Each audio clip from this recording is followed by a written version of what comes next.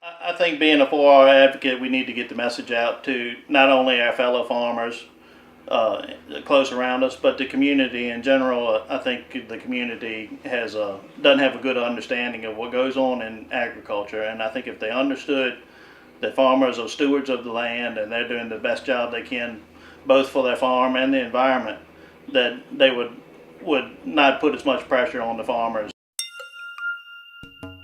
This is the Fertilizer Institute's 4R Field Report, on-farm nutrient stewardship information about how the right source, right time, right rate, and right place interact with issues facing everyone.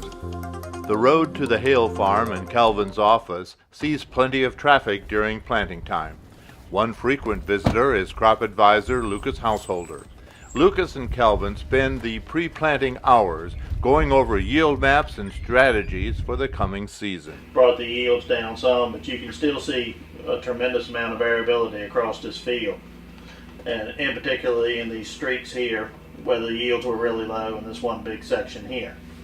So after the 2012 crop, when we started to plant corn in 2014, we took some variable rate samples on 2-acre grids and variable rate applied the fertilizer, and it made the yields much more consistent across the field. You can still see the little weaker areas here and those two little streaks, but it's much more uniform across the field, which I attribute to the variable rate application. This ties into the 4R program. In this case, you're looking at MAP, so it's the right source, and the variable rate map, application map, is giving you the right rate needed for this field. So variable rate applying fertilizer to these fields, especially this one, definitely correlates with the yield map. As you can see, by putting the right rate down at the right place, it's making his yield maps a whole lot more even and consistent. The 4R program, I think, fits into our operation very well. We'll start with our soil samples coming in over the winter, and then we'll pick the proper source of nutrients, and we'll decide what rate based on those grid samples that we take.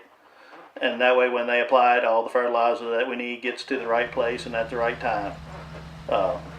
And then we'll spread our fertilizer application. Our nitrogen will come in 2 passes instead of 1, so we don't get a load of nitrogen laying on top of the ground as a source of runoff. It gets spread out over the crop season. There's a lot of environmental sensitivity in our area right here on the Rappahannock River with the Chesapeake Bay watershed, that we get the finger pointed at us a lot about excess nutrients going into the bay through our rivers.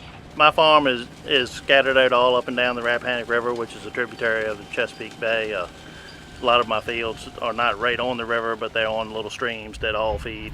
Most everything feeds right into the Chesapeake Bay watershed, so it's a very sensitive area as far as nutrient runoff, and we do the best job we can to try to keep all the nutrients in place in the field instead of allowing them to run into the bay.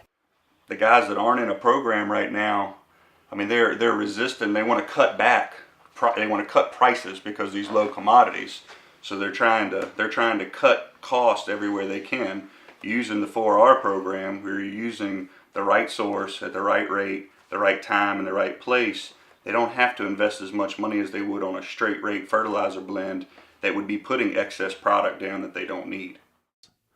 For more information about the 4R program, visit nutrientstewardship.com.